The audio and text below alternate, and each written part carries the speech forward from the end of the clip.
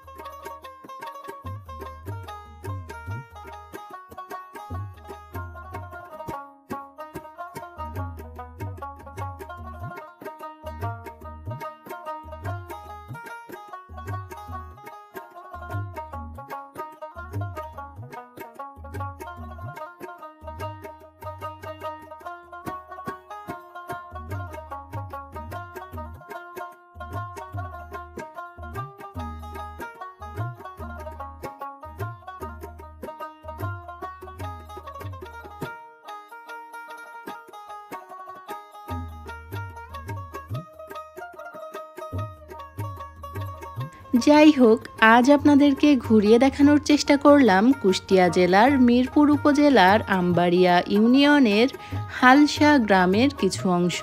আশা করি আজকের ভিডিওটি আপনাদের বেশ ভালো লেগেছে।